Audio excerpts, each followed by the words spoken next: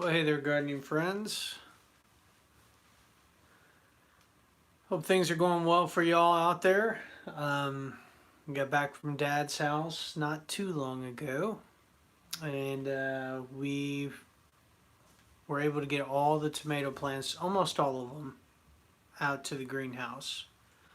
Wanted to do that because, again, temperatures out there can be a lot warmer than what I can provide here in the grow room, and so we got them out there. I think I made a little short video. I may post later on or tomorrow or something. But we had 8 trays. Yeah, 8 trays altogether that we took out. So quite a few plants. Got them watered in. Gave them another little douse of organic fertilizer, and then we set them up in the greenhouse.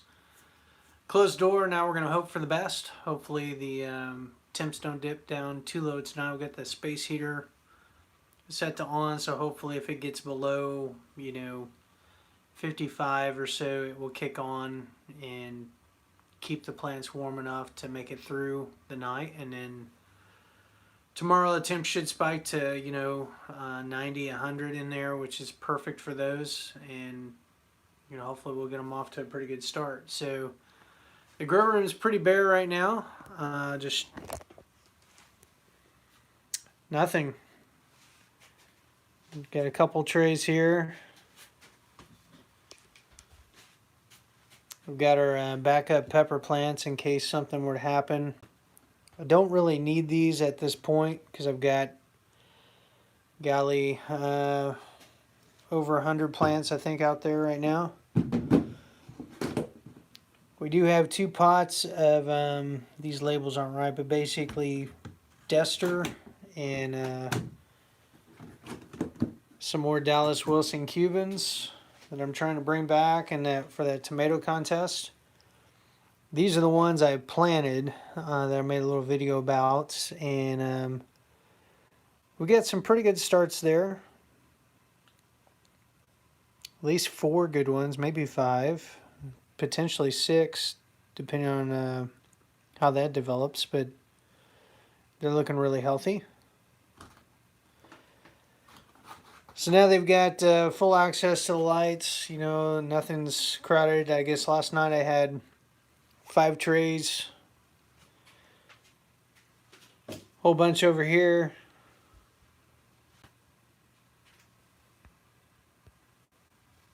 That's crazy, Ron. How's it going, man? I was just telling everybody, I don't know if you just jumped on, but I got all my tomatoes out to the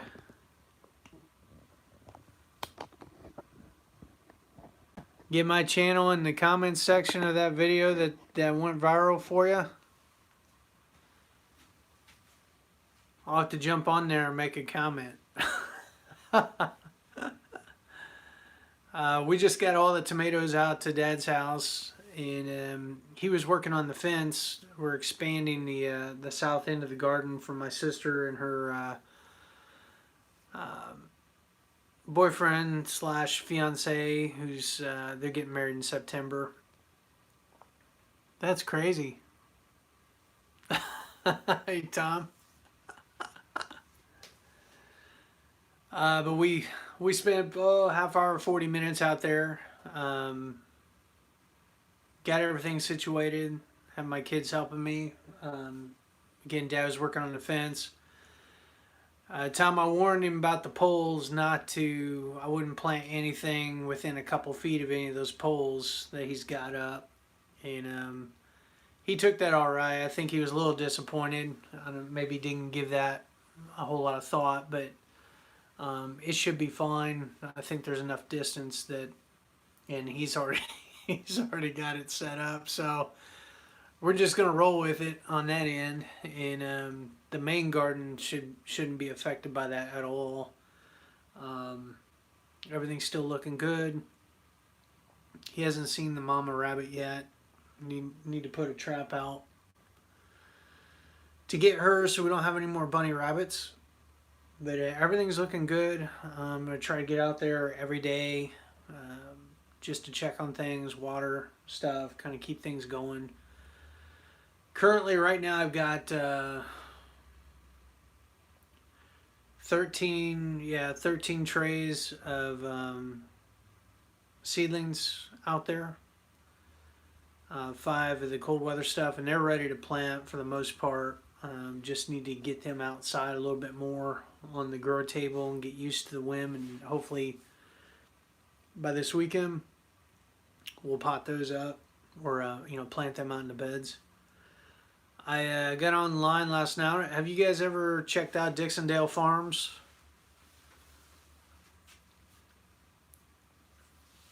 They specialize in onion plants, like basically all things onions. And so got on their site last night and went ahead and ordered 6 bunches, 3 different varieties of onions that will be shipped out this week, and then potentially this weekend I'll be planting onions.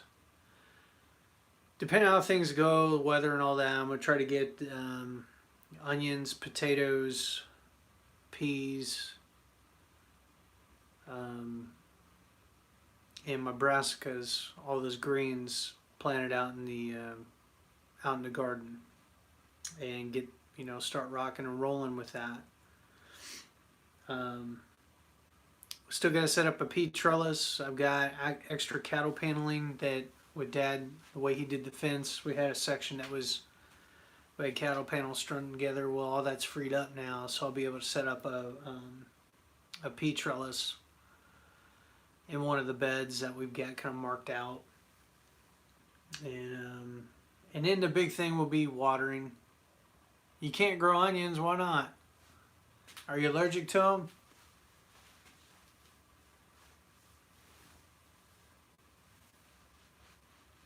Or they don't do that well or something?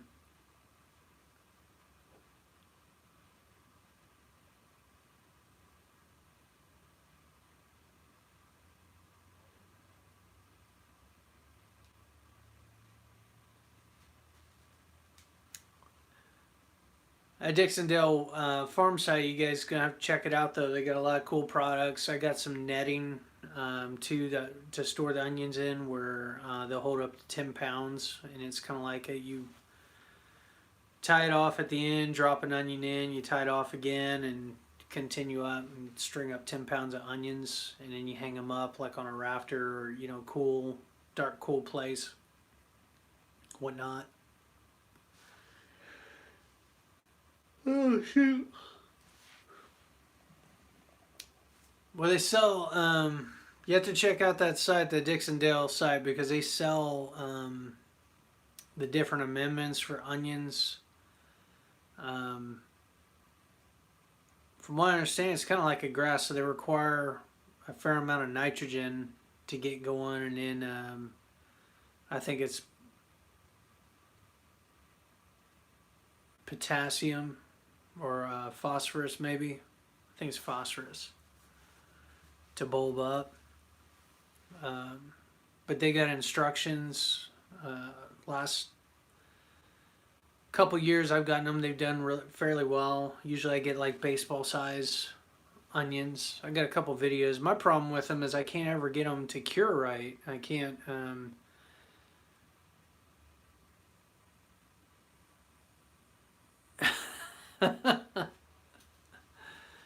Well, I can't get them to dry out. I'll try to get them to dry out, but then they start rotting at the stem. There's still too much moisture in them or something. So I'm gonna have to watch some videos on that, or read up on how I can get my onions, how I can really get them dried out, cure them so that they'll store. A lot of times I'll think they're ready to store, and then we'll store them away, and then like 2 months later, I've got a mess on my hands. So the last 2 years, what I've resorted to doing is just going ahead and processing them. Once I harvest them, like, I don't cure them or anything. We just run them through the food processor and then put them in the Ziploc or the food saver bags and vacuum pack them. I vacuum packed them last year, and they're still fresh. I still got plenty in the freezer that we can use for all kinds of stuff. So, but anyway, things are kind of slowing down here in the grow room for just a little bit. Once I get some trays freed up, like we get the greens planted out, I'll start another round of greens. Where I always have struggled is in the succession planting. There's a big effort at the beginning, and then once we get all the garden in, it's like the grow room, I end up just turning everything off, and I don't really start anything else. I don't want to do that this year. This year I want to continue, and do another round of seedlings I can get going, so that way when we harvest the greens and all of that, I can come back and replant those beds fairly quickly, without having a bunch of stuff just kind of laying fallow. Because that's the other challenge is some of these crops, you harvest them and then the bed's empty the rest of the season, unless you can figure something out with it. So I want to try to keep things going and keep things moving. Especially, like you're hearing about, I don't know if you guys are watching the news or anything like that, but you're hearing about these food shortages, potential collapse of the supply chain, like the Tyson Foods, I guess, put out, basically warning people that they're shutting down stuff and like they can't keep up.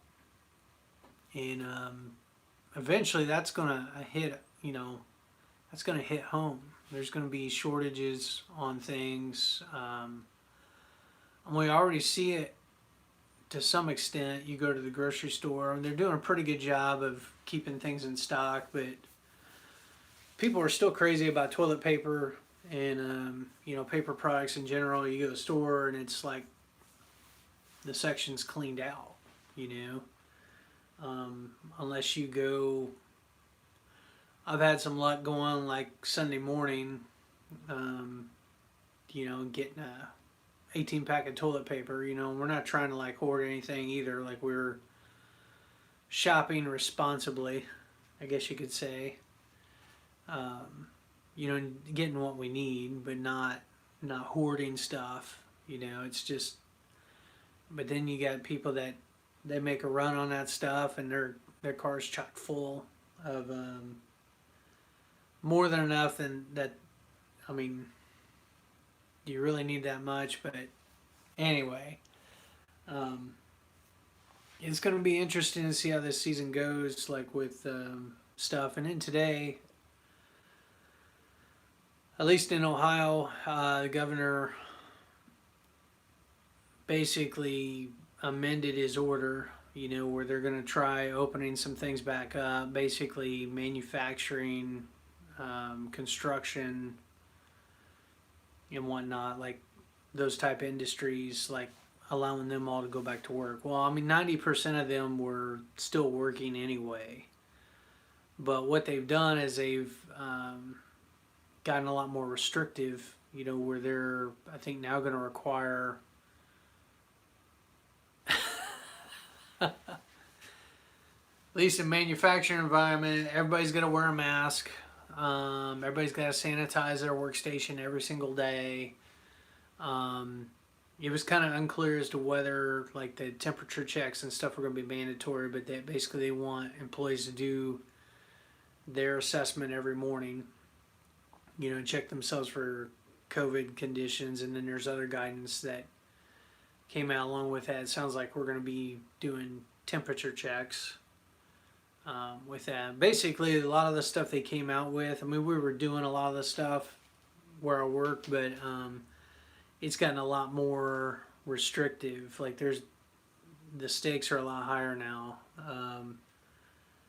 Supposedly, if you have a COVID case at your workplace, you've got to report it to the health department, and then you got to shut down. And then basically they're going to investigate and try to figure out how that person got infected, and try to trace everything back. And you got to work with the health department, and you got to have your company sanitized, which I don't know if it was last weekend weekend before last, we had a company come in and do, I guess, this electrostatic process where they're wearing these, jump packs and using these effervescent tablets that and spraying this foam like all over the place that would evaporate. Yeah, it's crazy.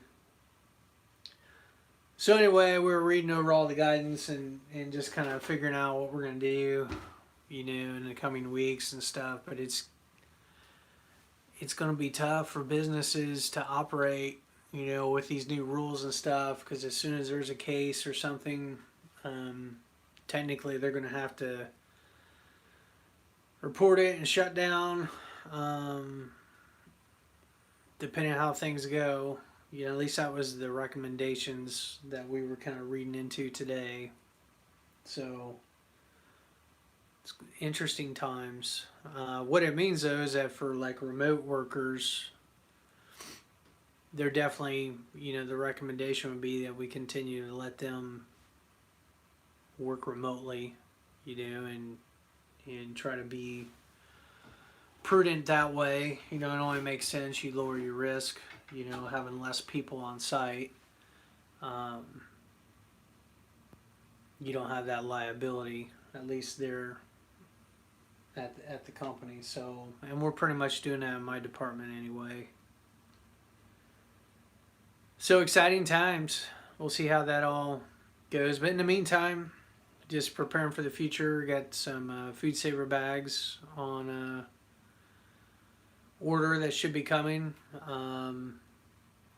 Some other stuff, and just looking forward to a pretty good season. It's been nice that actually just having the activities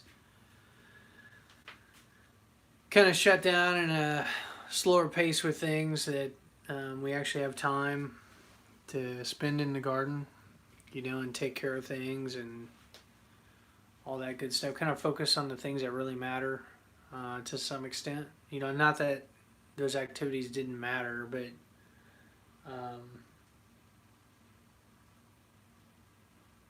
I don't know. It's just been somewhat nice to have some additional time to focus on things and, spend time together as a family and all of that. So I don't know, how are you guys out there doing with all the COVID-19 related stuff and like community, maintaining community and because one thing that people are struggling with is isolation and just lack of community, lack of I guess fellowship would be a good term. Kind of talking about I guess thinking about like organized religion, church. There's people I know that are kind of struggling right now because they're used to being in community with other people and being kind of gathered together and being able to talk to people face to face and kind of all that good stuff, right? And people aren't getting to do that right now. And it sounds like, just based on what I heard today in a news conference, yeah, no. It sounds like large group gatherings are going to be one of the last things that they implement or allow to happen. Yeah. And I think maybe I shared this before, but my wife, she shared an article with me that was in the New York Times just talking about the hammer and the dance, so to speak, where, really this could be something that drags on for a couple years until either A, they've got a vaccine, B, they've got a pill to mitigate,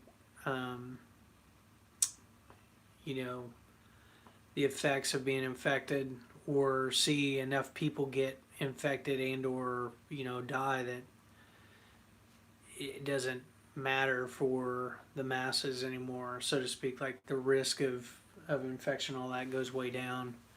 But in the interim, it's a hammer and a dance. So what that means is, we're gonna dance out a little bit, lift some restrictions, let people do some things, maybe let some people go back to work that weren't working before, monitor, and then if, we don't get a spike in infections, this, that, and the other, then we'll keep going. But as soon as things spike, when the hammer comes down, we're going to lock everything down again, until we get a handle on what's happened, why it happened, and all that stuff. And so it's just going to be one of those things where potentially it could drag on for a while.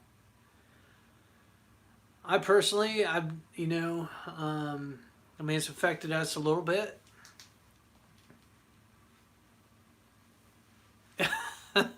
Yeah.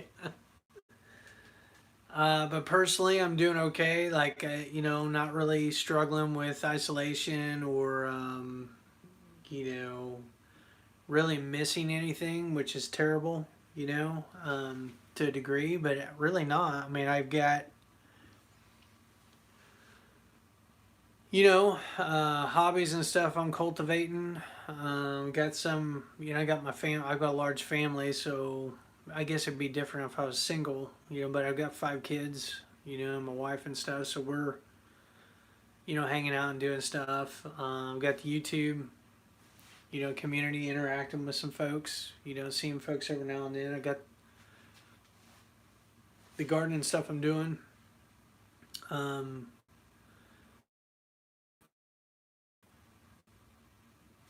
But more important than that, I got, I got the Lord, and, the habits of, just studying the scriptures, and, just abiding, and spending that time, prayer and study and whatnot, like just the basics of being a believer, in Christ and stuff like that. I've got that, and kind of learned that early on, where, I'm not really dependent on a pastor or dependent on a group of people per se, but can read and study on my own and relate on that level, and just have a contentment and a peace about things. And maybe part of his personality too, kind of like you, Tom, not being, a big, I guess I'm operate equally as fun, either in a crowd of people and, spending time with people, but also happy, spending time just pursuing things on my own, but I think the big thing is just having those habits of knowing how to study and read things for myself, prayers, personal devotions, things like that, that keeps me fed, so to speak, where I'm okay, I'm at peace, I'm not, my world's not upside down because I'm not able to gather together or whatnot. Doesn't mean there aren't struggles every once in a while where you feel like maybe a little lonely or whatnot, but by and large, you're, it doesn't change my, personal relationship with the Lord, so to speak. So, I don't know. That's just where I'm at with everything. Right now, I know not everybody's in that position. Not everybody feels the same way, and people are wired differently. Yeah. Shoot. Yeah. And that's that's okay.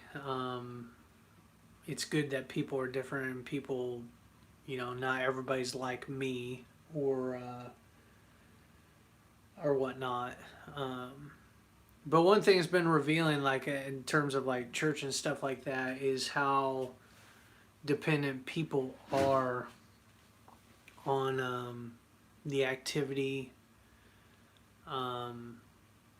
being together, and how much not being together and not being able to be in that kind of context has really like had a really negative impact on people I know, and hear about, people that are struggling because that's totally different, and maybe to some extent they were relying too much on that, if that makes sense. That's one of the things that my wife and I have seen as far as talking with other folks and whatnot is just they're really struggling because of that lack of community and fellowship with other folks, other believers and stuff like that. Again, not that that's not important for us. It's just a little different for us because we've been through that before and kind of learned early on, just to rely on the Lord and study and pray and seek Him, and He always met us where we were at, and it was, I don't know, it was good. So, and it's funny, my kid's the same way, I think, because we went through that whole experience, where a couple years we were kind of out of church and kind of doing studies on our own and just kind of pursuing the Lord. This quarantine and all this stuff hasn't affected them as much. It's kind of like the in Psalm 1, there's a whole passage about those who meditate on the law of the Lord. They're like a tree firmly planted by the rivers of water, and basically not affected by the drought, not affected by those things, but bears fruit in its season. So I don't know. It's getting a situation is not ideal. Ideally, it'd be nice to be able to go to church again, spend time with people without having to worry about whether or not I'm going to get sick. Go to the store without having to wear a mask. Though anyway, Tom, I had to. It's out in the car, but we had some friends that dropped off some masks where she made, and they're really nice too. They got like a metal wire to where you can really kind of fit it around your nose, and then it's got adjustable loops so you can put it around the back of your ears. So it's really a tight fitting, covers everything, and it's really thick fabric. They're pretty nice. So I'm gonna have to see. Maybe she'd be willing to make a few more, and I could drop one off for you. But here lately, when I've gone to the store and all that, I've been wearing it just to be on the safe side. Or if anything, protect other people. Who knows? Maybe just as a precaution and stuff like that. So anyway, that's kind of what's going on. Kind of just some musings tonight, thinking about things.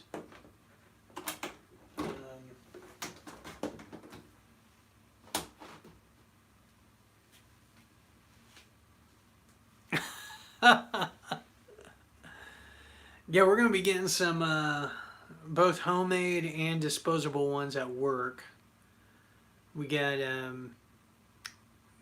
somebody new at work who did a real good job making them, made up I think 150 washable or fabric mask for people, and is bringing them in tomorrow. And then we're supposed to be getting some paper ones. I think we've got enough that if anybody requested it, we could give them one. So we'll kind of see how that all turns out. Other than that, I'm hoping the rest of these seeds will sprout. Let's take a look. See if anything is maybe a closer inspection.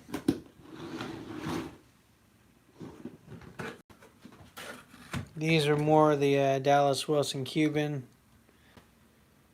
And I don't see any action yet. And then these are the Dester, which is one of my favorite tomatoes. The other seeds that I started, I only got the ones I got. They weren't real healthy. So I'm hoping this batch of seeds I get a better result. And then I've still got some peppers there. And then these are the Dallas Wilson Cubans that have come up so far, which I'm happy about that. Because if these do real well, and I'm going to baby these, but if I can get a couple of them do really well, I can save seeds from them this year. And then maybe, start this hybrid, get this variety going in my own garden, since, again, I couldn't find it at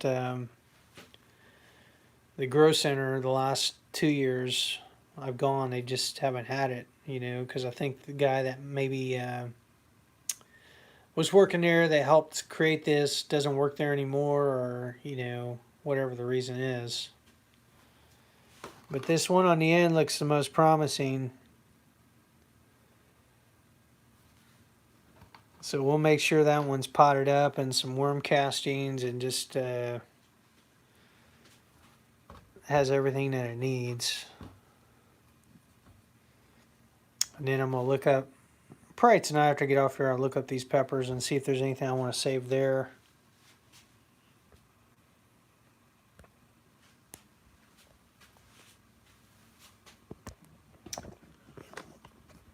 So that's the extent of what's going on. Again, got plenty of space now. I'm going to think the next thing up will be cucumbers, the curcubits, squash and cucumbers, getting some starts there. And then trying to do some succession planting, get some lettuce going, maybe get my grow boxes going. I've got two more to set up. I've got two set up. I've got two more to set up. I haven't really bothered with it right now though, because we've been getting frost in the morning, and it's just a pain to wheel them in and out. And I'm better off just waiting until it gets a little bit warmer, where I don't have to worry about frost anymore, and then I can start stuff and then leave it out there, and then it will take off. Yeah. It's cucumbers usually after a couple weeks, within like 4 weeks, they're usually up and going, and everything's good, so.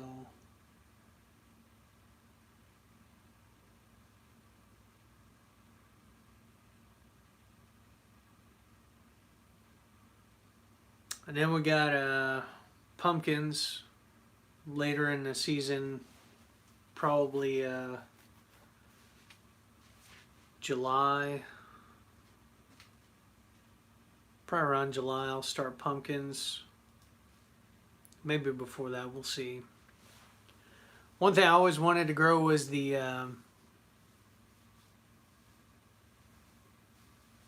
wow, that's awesome, man. Is that through Spectrum?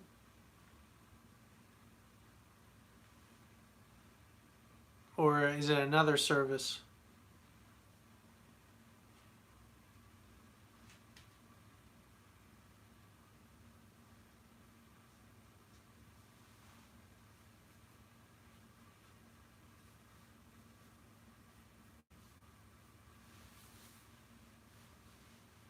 Yep.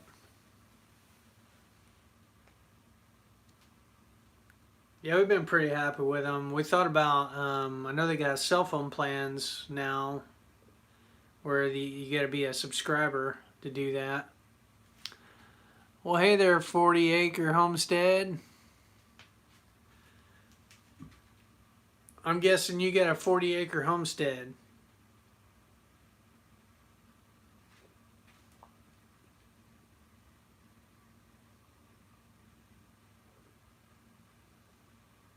That's awesome.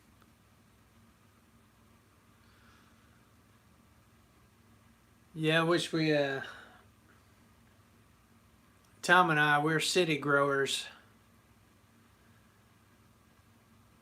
I don't have it'd be nice to have some property someday. We were looking at houses actually today. My wife, she sends me stuff all the time.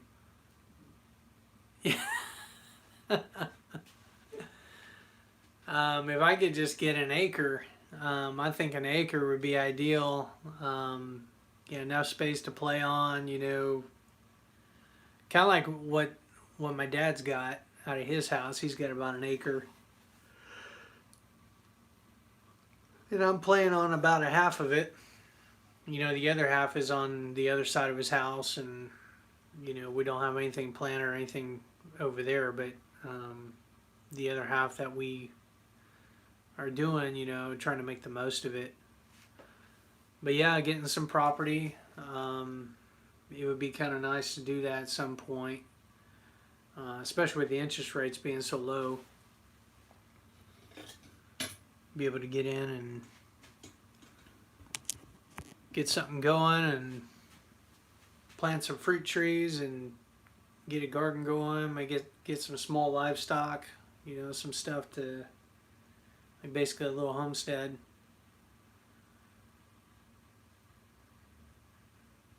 It wouldn't be easy, but I'm sure there'd be a lot of fun, in doing that.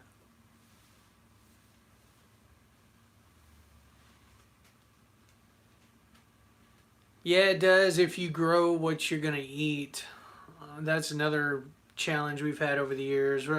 It's taken me a while to wise up, get all excited and grow all this stuff, and then come to find out my family doesn't either A, want to eat it or they don't like it. And so consequently a lot of stuff goes to waste, or we just don't use, or we're growing something like not growing the right quantities of stuff, like 60 jars of pickles, something ignorant like that. Um, when really maybe we only need like 15 or 20.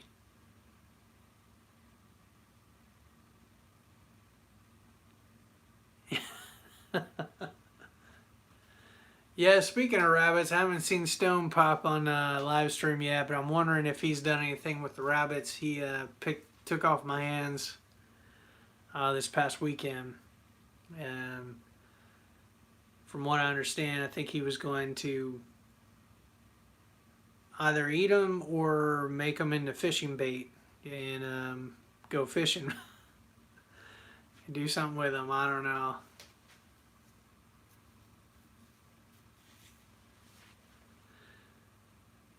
Yeah, hopefully you try to grow stuff that we're actually going to eat. My wife's been she's been looking up, studying out some recipes and stuff, to try to figure out if there's a few more things we can do with the greens, especially. Um, going to be researching food mills too. In years past with the tomatoes, we've processed all that with a Vitamix, which has been good and all. And we've just done like skin, seeds, and all, and just ground it all up, and it's turned out to a pretty rich sauce. But it's got a little bit of a bitter, just slightly, because of the skins and stuff. So we've been looking at food mills and may invest in something where we could, at least with the tomatoes, process them and extract the skin and the seeds. You don't actually make a finer sauce. Going to be researching some recipes there and just try to figure out more things we can do with all that stuff as it comes in, so that we're not making, again, like with the pickle example, we're not making like 60 jars of salsa, right? Maybe only need 20 or 30 jars, accounting for stuff that I give away too. But actually do stuff that we're gonna use, whether it's soups or tomato sauce or stuff like that the kids will eat. I don't know. It takes a little bit of planning, and then you gotta be kind of dedicated to it. But this is the year to do it. With all the other activities kind of shuttered, we've got time. There's also a little bit more motivation this year for sure with the way the supply chain's going, and the fact that it might be harder to get things. Yeah, stewed tomatoes. We also did Rotel tomatoes. We found a recipe for those, and those turned out pretty good.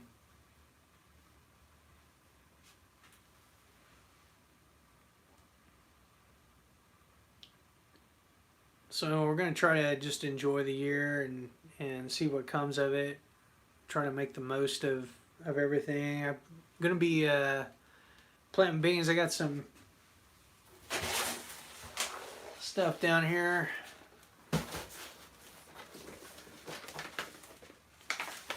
So got all kinds of lettuce. This is a romaine, Paris Island romaine lettuce. I've got some Little Jim lettuce. It's in the icing tote. And we get a whole thing of Butter Crunch lettuce. And there's enough seed here. This should last the whole season. To plant both out of Dad's and the grow boxes I've got here at the house. There's a Little Jim. I'm hoping this seed's still good. Lettuce seed tends to not have a very long life. So this is from 2016. So we'll see what happens. This is a really good variety too. It makes these small conical heads. It's enough for like 1 or 2 servings.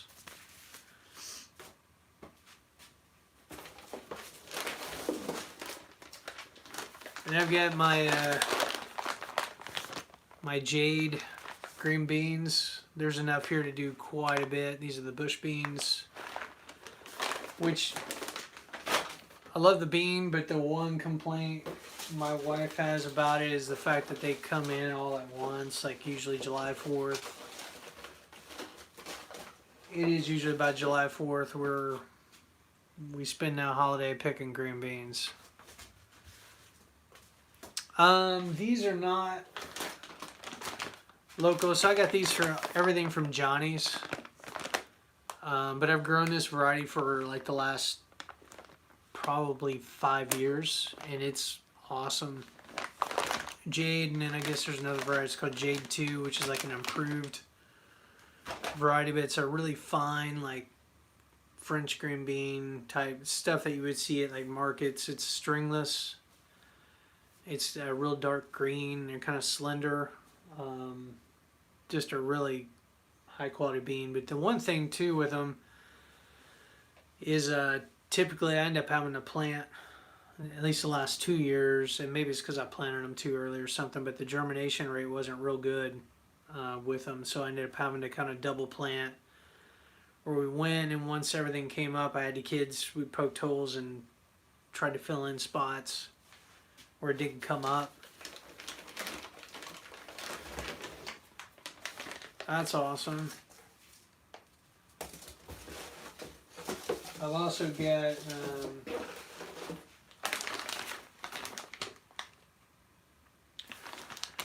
these are leftover. These are called Commodore Improved, and this is from Eden Brothers. They sell, some decent varieties. They came up okay, but they were difficult to harvest. One thing that's nice about the Jade beans is that you get a bunch of pods on one branch, so it's really easy to grab them and harvest them. Whereas the Commodore, it was like there was pods all over the plant, but there's a lot more wasted motion, so to speak, whereas you were having to kind of pick 1 or 2 pods from each little branch or tendril of the plant, whereas with the Jade they were in clusters, like these big clusters where they were just a lot easier to pick. And the plants too, it seemed like I think if I remember right, the Commodore were a little more prickly, or again just they were just more difficult to harvest.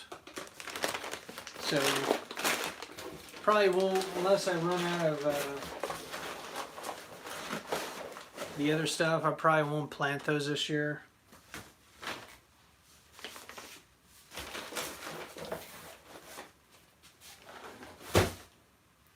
So anyway, that's what we got going on. Um, so yeah. What about you guys? What all you got? Anything? I know what Tom's planting because some of the stuff he got from me. But what about you, 40 acre? What do you got?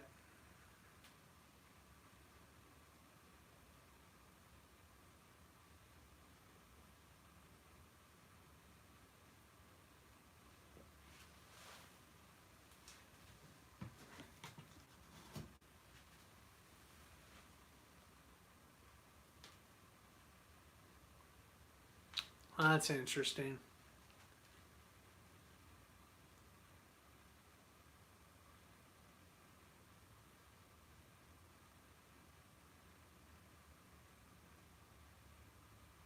That's neat. I've never had like a fig, but I've had fig Newtons. If that counts. Hey Stone, what's up, man? You taking care of my bunny rabbits?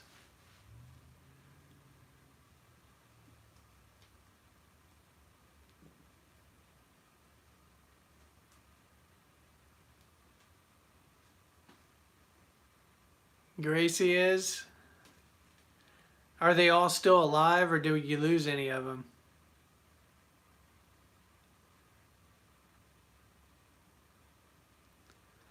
Well, that's cool. I'll have to let the kids know that you're fattening them up first before you're gonna slaughter them.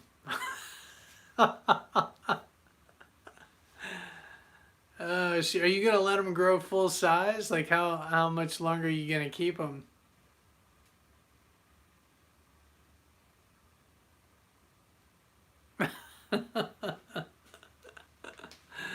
So you're gonna fatten them up?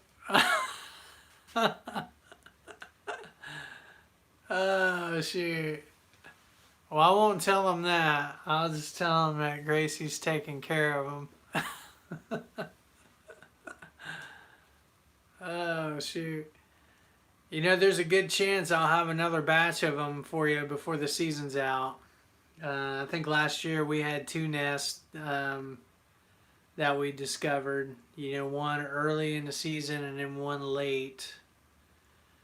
So we'll see what happens. But that's awesome that they did all survive the fairly traumatic tiller experience.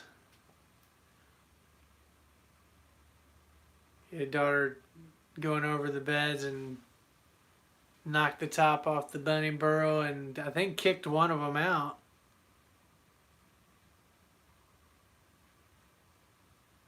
She doing it with a dropper, like a bottle, like feeding them milk? What are you guys feeding them?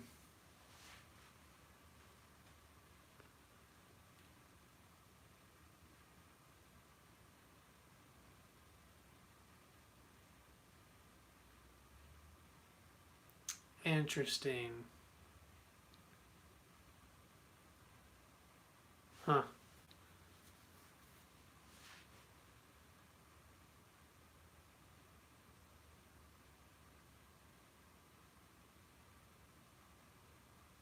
Are you going to do anything with the fur? Like if you guys let them go that big?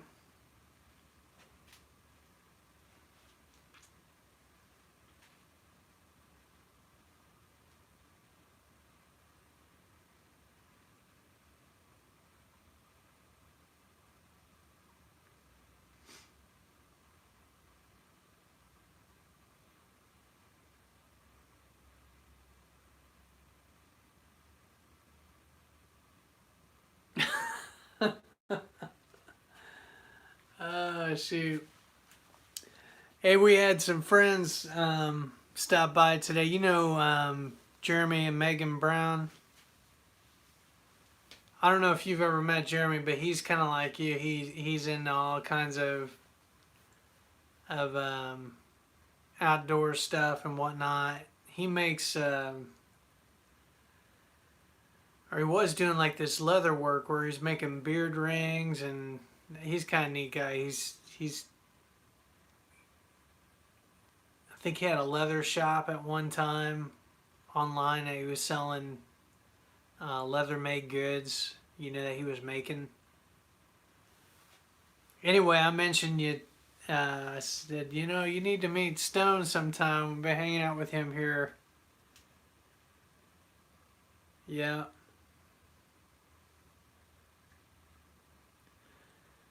We need to go mushroom hunting again. There'll probably be some up this weekend. It's supposed to rain some and it's going to be warmer.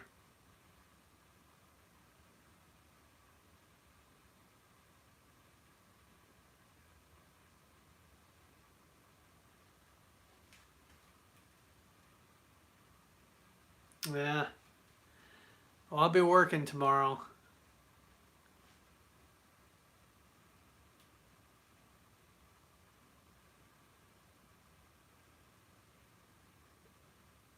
Yeah, yeah. We'll see how that goes. I think Tom's working tomorrow too.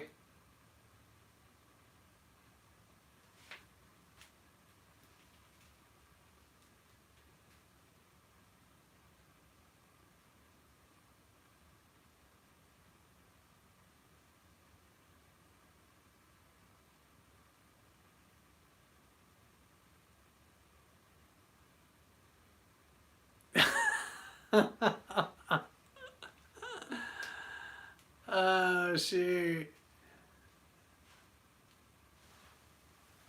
Yeah, it's the vehicle that doesn't go away. As long as it's not a warranty repair, I guess that's a good thing. And as long as she got her stimulus money, she's got plenty of money to pay you.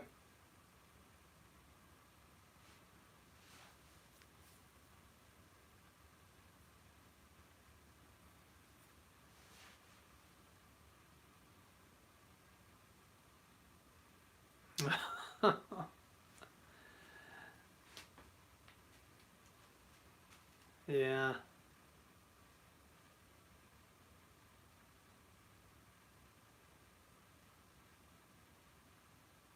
Yeah, I need to get a hold of that.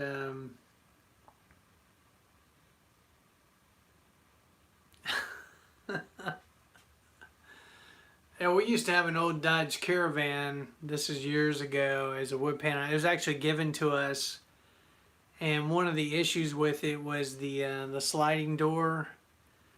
The rail was worn to where if you weren't careful, the door would slide right off the side of the van. There's a couple of times my wife, she's at the store, and uh, going to open the door, and the door would open right off, and then, she'd have to give me a call. I had to come out there and help get it back on the track and whatnot. And then we ended up selling that. I think we sold that van for $50. Um,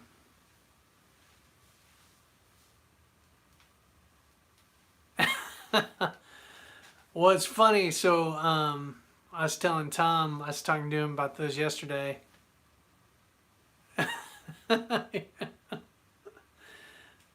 Those wood posts, they're treated, so more than likely they got some bad chemicals or something. So definitely don't want to plant the garden next to them. Want to keep some feet away from. Well, Dad's got all the posts in. He's got them all. He backfilled them with peat gravel, and I mean they're solid. And he's got the fence up part way.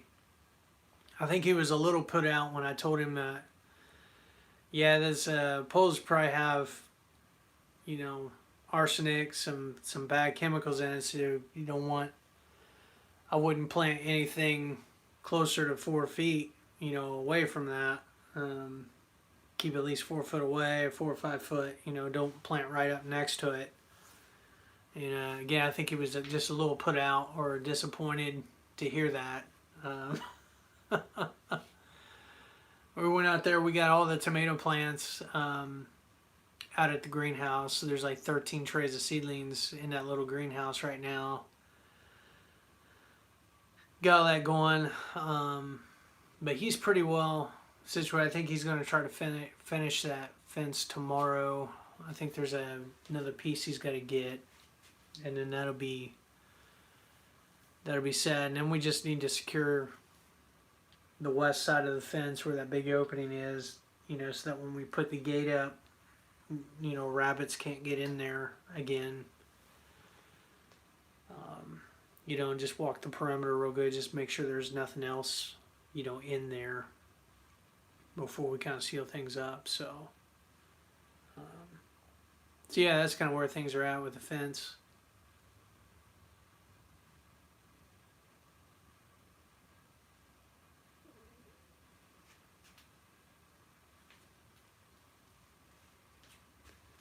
And I'm looking forward to using that power auger. It's going to be interesting planting with that this year, to cultivate the ground, instead of digging holes with a post hole digger.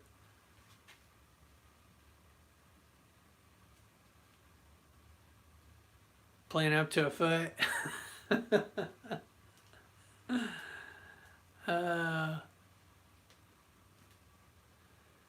Yeah, it's funny about that arsenic because the azomite dust, rock dust I've got, it's got all the minerals in it, including some of the ones you don't really want a lot, but it's just like a really trace amount, and so I think arsenic is one of the elements in the rock dust, that I've got that I've yeah. Oh shoot.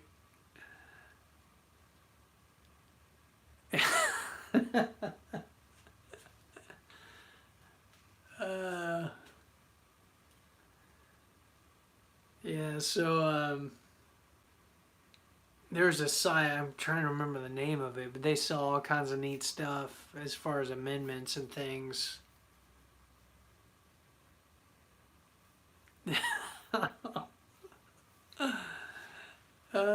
Shoot.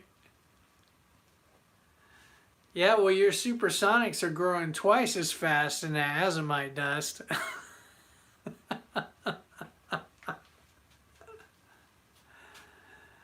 Oh, shoot. Yeah, it's where do they get that stuff? They mine that stuff from like Utah, the hills there, and I guess they call it azomite because it's got like the A to Z. Yeah. Minerals, but I in my seed starting mix, I fill my little tote. I'll just show you so you kind of see what I got going on. That's crazy. So I fill my tote with potting mix, and then I put about 8 cups of worm castings, and then there's about a cup of that azomite dust that I sprinkle in and have mixed in with the mix.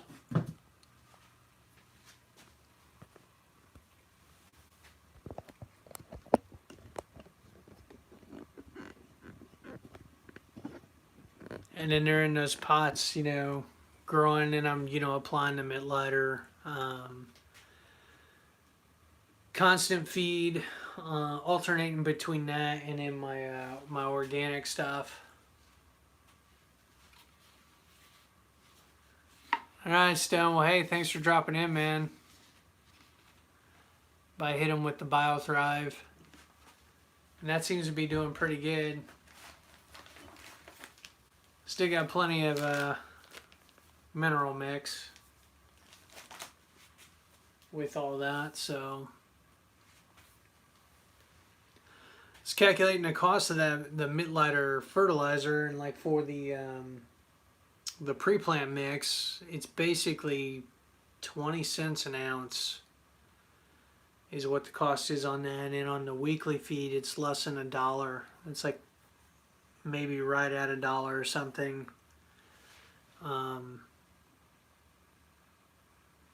When you factor in all the ingredients, which is pretty cheap, really, for all that that makes. And actually, it's not per ounce. I think that was for the. I'll have to get my sheet.